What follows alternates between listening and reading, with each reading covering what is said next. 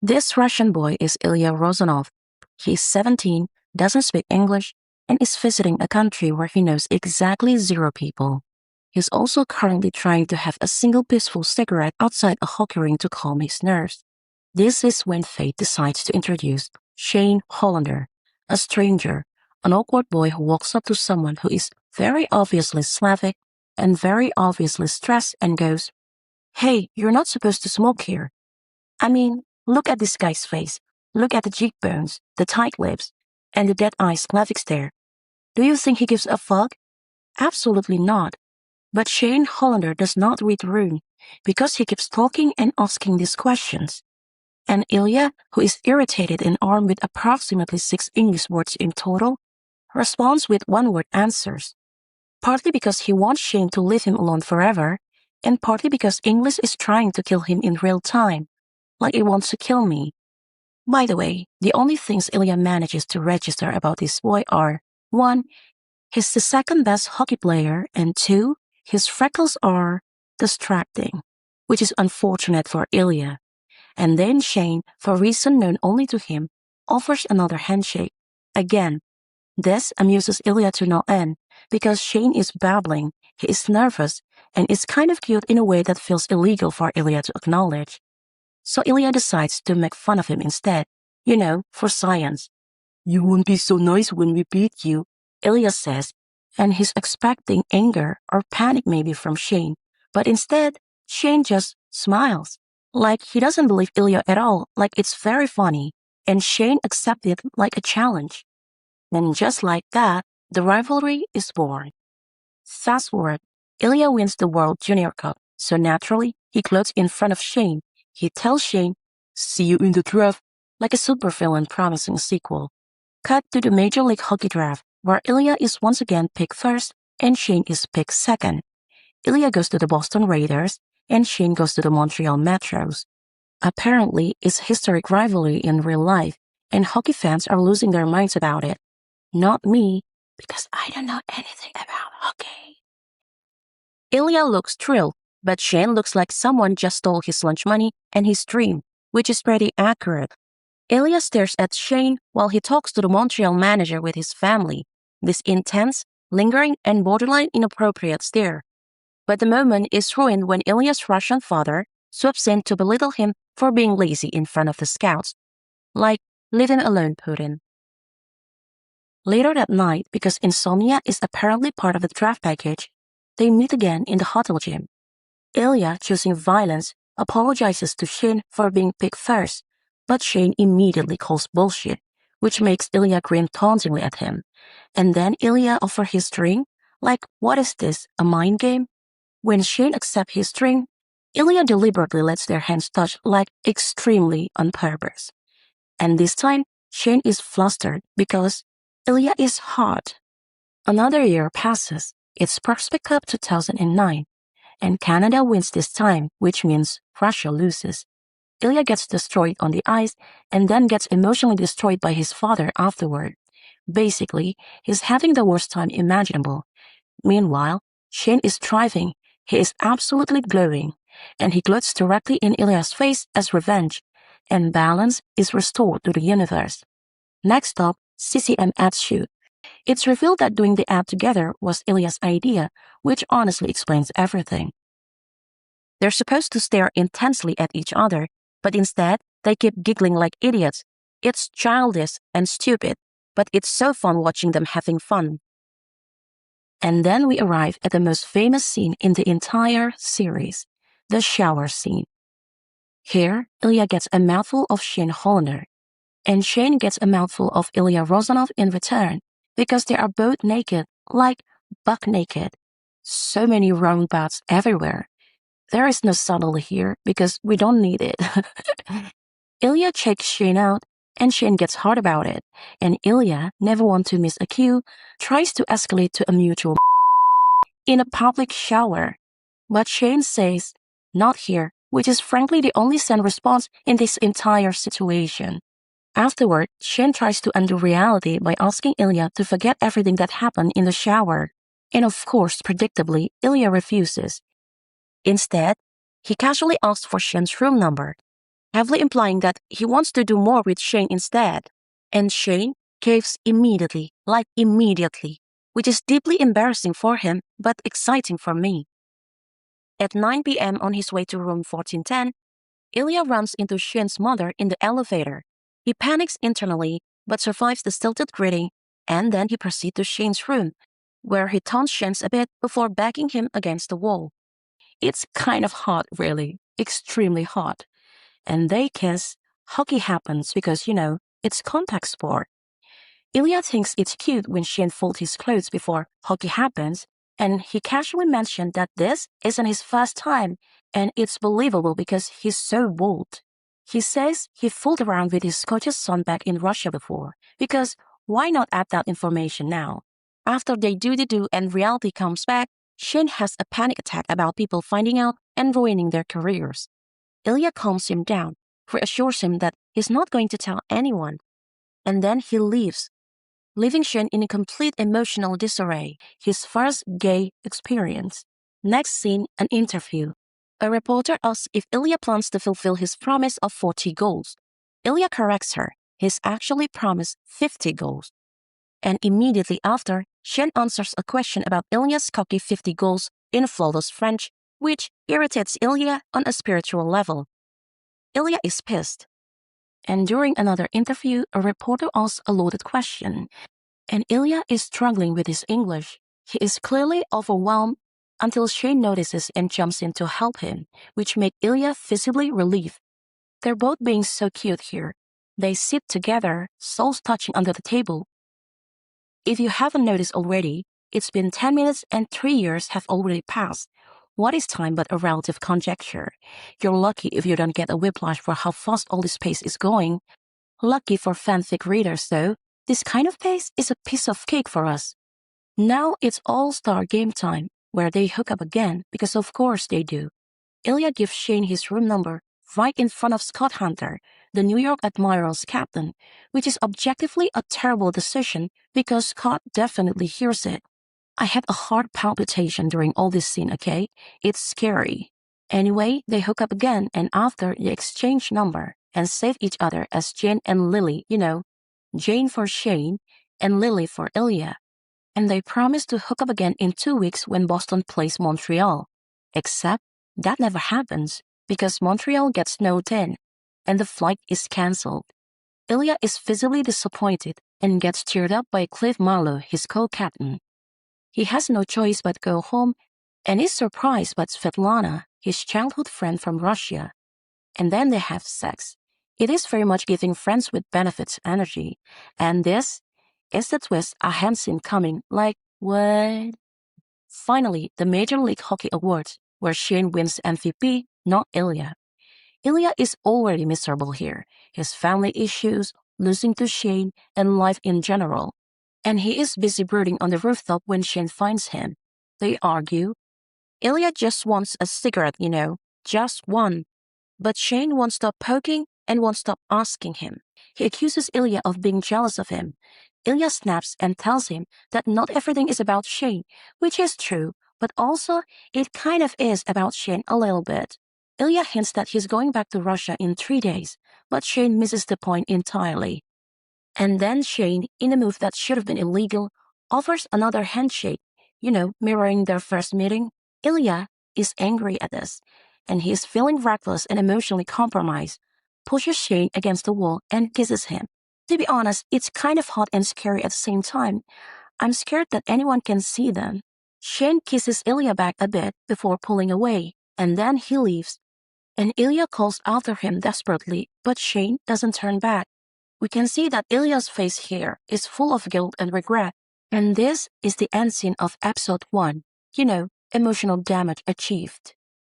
Next episode, Ilya and Shane eventually reconcile the way all emotionally constipated male prodigies do, through texting, and then sexting, which quickly becomes their new normal, like good morning text, but hornier. Ilya, it turns out, is extremely bold when he has a screen between him and his feelings. He is filthy, confident, and unhinged in the best way. This continues smoothly until Cliff Marlowe, his co-captain, clocks Ilya blushing at his phone and immediately never lets him live it down. Which, good job, Chief. Ilya and Shane set a date for their next hookup at Shane's apartment. Ilya shows up and then starts teasing Shane for complaining about sexting before a game. However, he gets a little pissy when Shane comments that he smells like a cigarette. Like, sir, pick a struggle. This time around, though, they're noticeably more playful, more relaxed. There's a lot of come here, no you come here, back and forth like idiots. And their chemistry is ridiculous. Eventually, Shane tries to do something that is more intimate than their situation asks for. He kisses Ilya's forehead after sex, which is apparently too much for Ilya. And he looks uncomfortable here, so they stop. They say goodbye and share a kiss in the staircase, which is somehow more intimate than everything that came before, Ilya, sir. Which makes the next scene more understandable, because Ilya starts ghosting Shane. It's Olympic time, baby, and now it's hosted in Russia, Ilya's home country. And for the entirety of the Olympic time, Ilya ignores Shane's text completely, not out of malice, but because he's busy emotionally dissociating. He's got a lot on his plate. Being back home means dealing with his family, the suffocating expectation, and the fact that he cannot be himself there. And predictably, Russia loses the Olympics. And Ilya's father blames him for it, because of course he does. To make things worse, it's revealed that his father has dementia, adding a new layer of quiet horror to the already fucked up situation. Ilya becomes so emotionally blank that when Svetlana drags him into a secluded room to help him, he barely reacts. And Sasha, his former coach's son and former fling, is already there and very obviously trying to get back on his pants. But Ilya shuts it down immediately. He's also still ignoring Shane's text at the same time. After the Olympic loss, Ilya goes feral in a productive way. He trains obsessively, gives a rousing motivational speech to his teammates, and then he wins the Stanley Cup for the first time. We can see he looks genuinely happy here, which is very good for him. And then comes the Major League Hockey Awards again, where Ilya has to present an award with Shane. And it's awkward, because according to Shane, they haven't spoken in 6 months, and the dude is counting, trust me. And Ilya, instead of being normal, flirts with Shane on stage as a joke, like, dude, come on, read the room. And this makes Shane immediately spirals and he escapes to the bathroom. But predictably, Ilya follows him because of course he does. In the bathroom, Shane unloads his anger. 6 months of ignored texts, it makes him confused and he's frustrated. And Ilya stays quiet during all of this, which somehow makes it worse. Then, in a truly deranged move, Ilya promises to Shane if Shane wins MVP. And Shane agrees? Like, come on, dude, have some dignity. And then, the not-so-plot twist, Ilya wins MVP. And Ilya immediately demands that Shane touches himself as compensation, which is insane behavior, but very on brand with him. They hook up, and afterwards, Ilya shuts down again, dodging Shane's personal question like they're life grenades. And when Shane leaves, Ilya's face goes completely closed off, shuttered, like he's feeling total emptiness inside of him. It's frustrating watching him. The guy simply does not have the space or the skills to handle feelings, so he does what he does best, retreat and pretend that nothing hurts. Of course, dude, whatever you say. And this is the end scene of episode 2. Again, emotional damage achieved. At this point, sexting and regular hookups are fully baked into their routine. This is their love language now. They play against each other on the ice and pretend that they're mortal enemies whatsoever. And then they hook up afterward like clockwork, sportsmanship. And Ilya, despite himself, can stop smiling fondly when he watches Shane win the Stanley Cup back to back. He absolutely does not care, except he very much does. He also starts following Shane's news obsessively, but like a completely normal person, of course, and then aggressively denies it when Svetlana asks if he wants to stay in instead and watch Shane do yoga on TV. And then when Svetlana asks if he's serious about someone, he denies it immediately. When Svetlana presses further and asks, even Jane, he denies it even harder. But unfortunately, his face betrays him. He looks too shocked, like he's been exposed. He tries to act nonchalant and fails spectacularly. It's kind of funny because it becomes painfully obvious that the partying and one night stands aren't doing it for him anymore. And meanwhile, his texting with Shane is getting longer, more frequent, and he's getting more infested. And then we arrive at hookup number 924, and this time at Ilya's place in Boston. Calling this a pivotal moment is actually a massive understatement. This is seismic, because when Shane tries to leave afterward, Ilya asks him to stay the night instead, very casually, like it's nothing. And that's when we get their first time sleeping together, as in actually sleeping, cuddling, human contact with feelings attached. Ilya pretends it's no big deal when he offers Shane ginger ale and says he might make a tuna melt, framing it as if he's doing it for himself too. He is lying. This is a huge deal for him. The man is actively trying to spend more time with Shane, sliding deeper into something resembling a relationship whether he's ready to admit it or not. They sit together watching TV, which is awkward because they've never done this before, and they try to have a conversation like normal people. Except they're not normal. Ilya hints the idea of making their hookups more regular when Shane asks if Ilya would rather sleep with women, to which Ilya responds that he's too lazy to look for them. Unfortunately, Shane misunderstands this completely, and the moment crashes and burns. And right on cue, Ilya gets another call from his father, whose dementia is worsening. He immediately calls his brother, offering to tear into him for not taking care of their dad despite being paid to do so. After the call, Ilya tries to shove all of that into a mental box and ignore it when Shane asks about his family. And watching that, I was scared because I thought Ilya would slap him or something because it's private. And it's kind of embarrassing for Ilya, maybe. But then Shane casually mentioned that he knows the Russian word for father, which is papa. Like, dude, anyone who doesn't know a lick about Russian know the word papa maybe means father. But Ilya is absolutely pleased by this, like unreasonably so.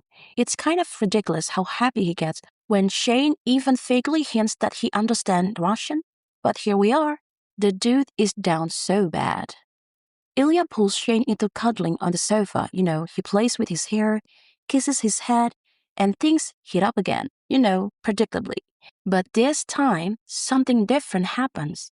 Because Ilya says Shane's name like his first name, and Shane says Ilya's name back. And apparently, that is a big mistake. Because Shane suddenly freaks out. He pulls away and excuses himself abruptly, ignoring Ilya when he asks him to stay. Ilya is left stunned. He is shocked, and he is visibly unhappy and very confused. And the next few months are brutal for Ilya. He hears the news about Shane and Rose Landry dating, and it absolutely wrecks him, even though he pretends it doesn't. The texting stops predictably, and when they play against each other, they ignore each other completely. More on Ilya's side, maybe. In Montreal, after a game where Rose shows up wearing Shane's jersey, Ilya finally snaps and drags his teammates out to a club, which just happened to be the same club Shane and Rose are at. It's TV. Coincidence always happen. While waiting for his drink, Ilya spots Miles, who's kind of popular celebrity himself, but more importantly, someone Ilya recognizes from stalking Shane and Rose news like a lunatic. He immediately knows that Shane is here too, and then he scans the room with full Terminator vision and finds them. Shane and Rose, they're flirty and dancing. Ilya downs his drink and looks absolutely miserable. In response, he dances with the girl very deliberately and very performatively, just as Shane notices him across the room. Shane looks shocked, and Ilya looks furious, and it's extremely toxic role. They lock eyes while the club spins around them. Both of them pretending that they're fine, really, totally emotionally stable adult. They're fine, nothing hurts. They're not fine. I mean, look at these faces. Look at this teardown in one of the most beautiful scenes ever shot. Look at these two people absolutely not having a good time while insisting to the universe that everything is under control. It's fine, it's fine. Ilya is fine. It's not fine. And yeah, you can practically feel the emotional implosion coming, but that's the end of episode 4. Another emotional damage achieved. The next scene, Ilya has a booty call with Svetlana, which is already a sentence that tells you exactly how his coping mechanisms are doing. During this, Svetlana casually mentioned that Shane is actually a really good player and would probably make an excellent center for Ilya's right wing. Predictably, Ilya reacts with immediate fake outrage, like she just insulted his mother. But you can see that she's kinda right internally. Next, we cut to Tampa, Florida, where the All-Stars game is being held and the sun is shining, which is unfair because everyone is currently emotionally fragile. Ilya is at the bar, desperately trying to look casual, and not at all nervous when Shane approaches him. He attempts at aloofness, but it fails within a second because this Shane looks different. He acts different too. He's softer somehow, calmer. And for the first time ever, they're playing on the same team, instead of trying to destroy each other on opposite side of the ring. Shane tells Ilya that he's always wanted to play with him, not against him. And Ilya is extremely pleased by this revelation and responds by doing the most Ilya thing possible, nothing. No smile. Playing cool. But inside, he is striving. And we understand because a guy has to keep up appearance in front of not ex-boyfriend. Shane casually mentioned that he's hired a stylist, which Ilya finds hysterical. Not gonna lie, it's kind of funny, like genuinely funny. He then can't help himself and asks if Shane brought someone with him to Tampa. Shane says no. And then he very calmly tells Ilya that he's broken up with Rose, and Ilya immediately stares at Shane's mouth like he can't help it. I know, guy. And the tension is rising. When Shane asks the same question back, Ilya answers with nope, with a small word that should be illegal. This is also the first time we see them fully comfortable together in public. Like they joke around, they banter. They argue about who's the most fashionable hockey player in the league. Like this is just a rom-com story and not an angst or even tragedy. We don't know. And then we get the brief, merciful snippets of them playing together on the ice because this show barely remembers that it's about hockey. Like seriously, they both are painfully obvious on the ice. When Shane scores goal, Ilya kisses his helmet and being playful and bashful with each other. And it's funny because it's totally obvious for us audience. But we don't complain about it because we like it.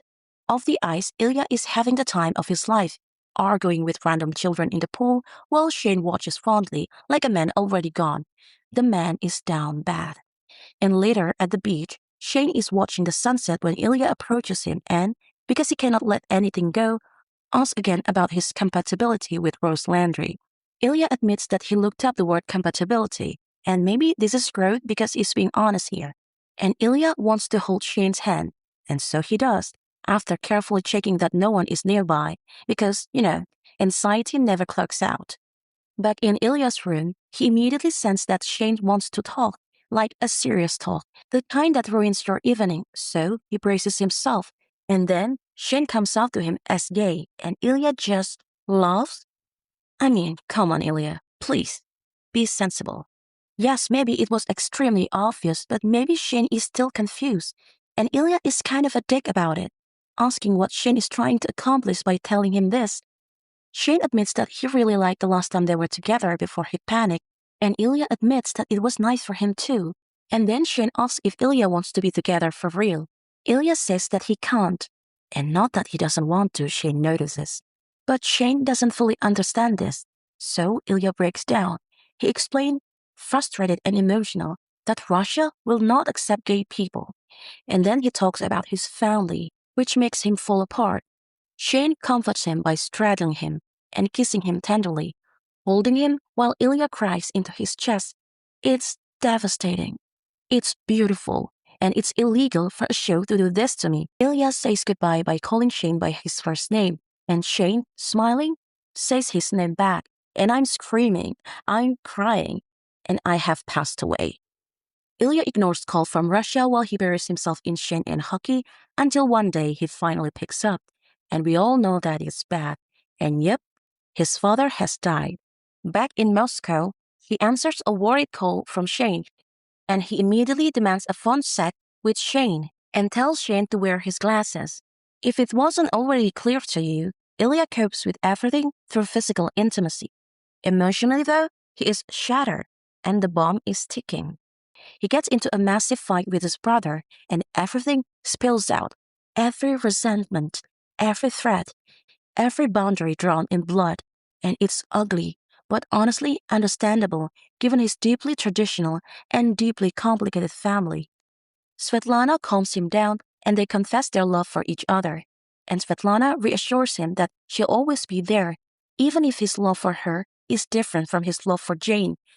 I mean, every woman in this story is a bamf. Ilya looks at Svetlana as she kisses him goodbye, feeling grateful beyond words. Unable to stay inside with his thoughts, Ilya goes out and calls Shane. He tells him that he's not in a good mental state, probably, and that translating his feeling into English is too hard right now. So Shane, a sweet Anglo boy he is, tells Ilya to just speak in Russian instead.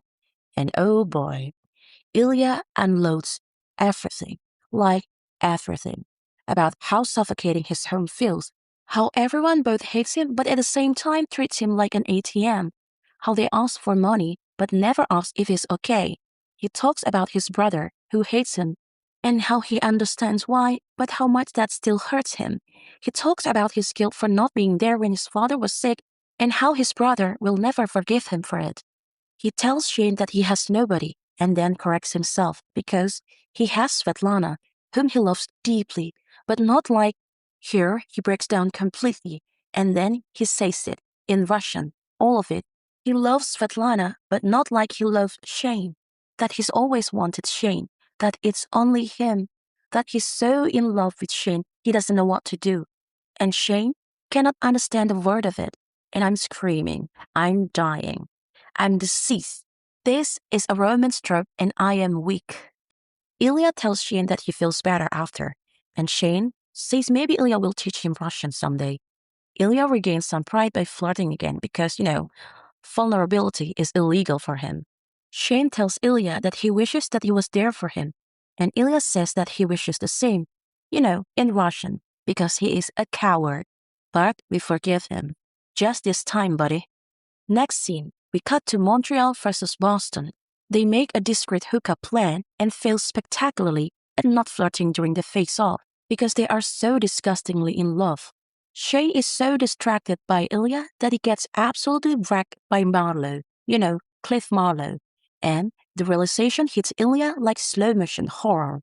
This is where I start beefing with the writers, because this is not a Hallmark movie.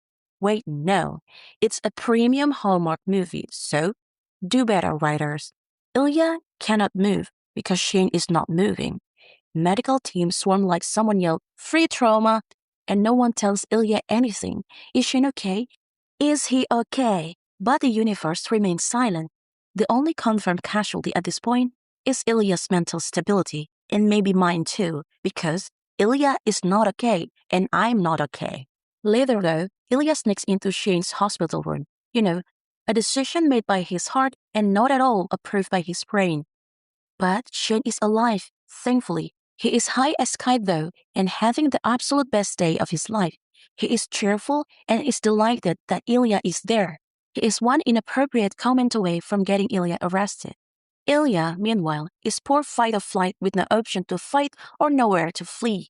Because someone could walk in, and Shane could say something unhinged. Shane will say something unhinged. And then Shane, like he's asking Ilya to grab a coffee, ask him to spend the summer at his cottage, just the two of them together, with complete privacy. And Ilya's soul, hearing this, leaves his body because he can say no, but he can say yes either.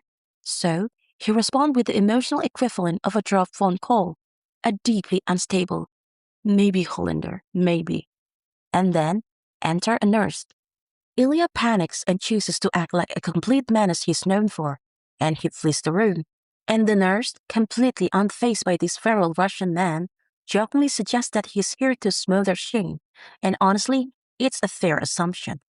Anyway, hockey pain resumes, and Boston loses to the Admirals, meaning Scott Hunter goes to the finals and Ilya gets to stay home. He watches the game with his teammates and Svetlana, all the while texting Shane and flirts with him. And then Scott wins the cup. And then Scott, ancient, powerful, and unpredictable Scott, signals a man from the stands. And oh boy, because the man is his boyfriend, Kip. And oh boy, Scott kisses Kip in front of the whole world, and Ilya's brain straight up blue screen. The dude is shocked, and I am shocked. The whole world is shocked because this is the twist we didn't see coming, but we fucking love it. And Ilya has an awakening because suddenly something clicks loudly, violently. There is exactly one thing Ilya must do before he loses his nerve and pretends that this never happened.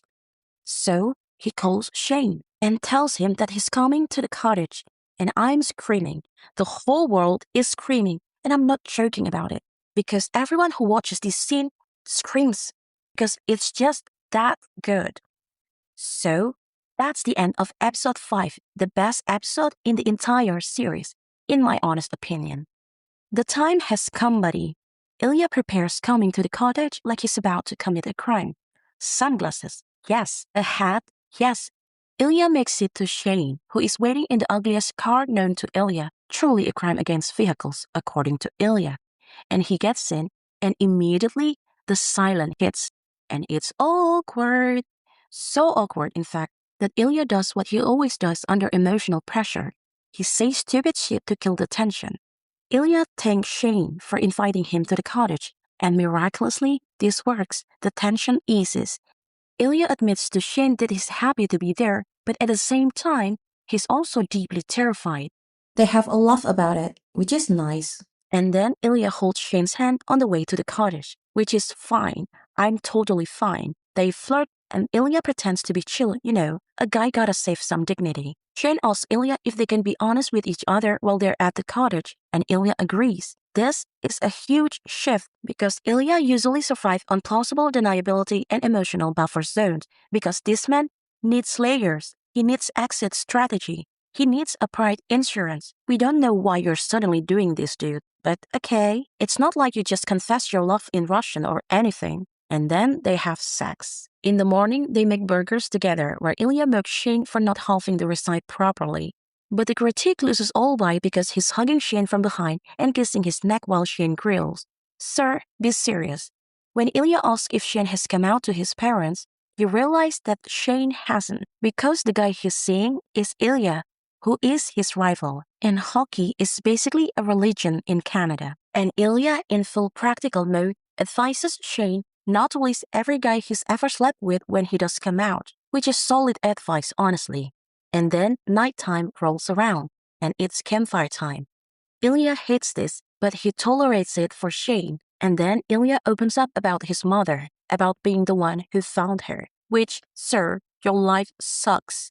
Ilya admits to Shane that he still carries internalized stigma, He's afraid that people, including Shane, might see his mom as weak for dying by suicide. And Shane, the good boy he is, assures Ilya that he doesn't see his mom as weak. And then the next day comes, and it's softer somehow, until Hayden Pike, Shane's best friend, calls to ruin the fight. And Ilya has a terrible and filthy idea, and he executes it by giving Shane a while he's still on the phone. Is it immature? Yes. Is it hot and funny? Also yes. Another night falls. Here, Ilya casually mentioned that he is maybe planning to marry Svetlana for a green card, And I was like, dude, read the room. Why would you say that? And Shane is understandably heartbroken for approximately 2 seconds before Ilya follows it up by confessing that despite being surrounded by hot women, he can go through with it because he's always thinking about one short hockey player with beautiful freckles and a weak backhand. And this makes Shane smiles. He makes Ilya promise not to marry someone for citizenship because they'll figure something out together. Can I have a moment with Ilya for a second, please? Please stop causing damage while being romantic. We need to work on your delivery. You don't have to hurt Shane in order to be romantic, Just saying. In the middle of the night, Shane blessed this baby.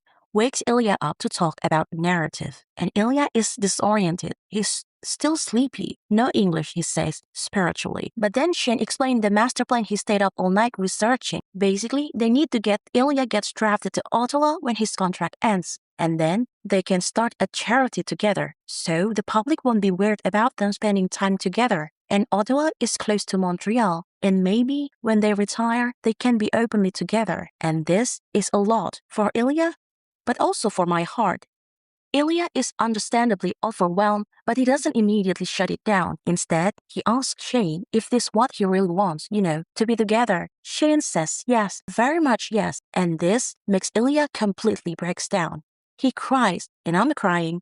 He's happy, and I'm so very happy. Ilya doesn't believe he's allowed to be this happy, so his emotional walls collapse. He confesses that he loves Shane, and I confess I'm dead. Shane is stunned to hear this, and Ilya panics, and he tries to backtrack because rejection would actually kill him right now. But Shane says he loves him too, and so cue Ilya crying again, this time in pure relief, which makes me cry, which makes you cry, and everyone is crying, world peace achieved.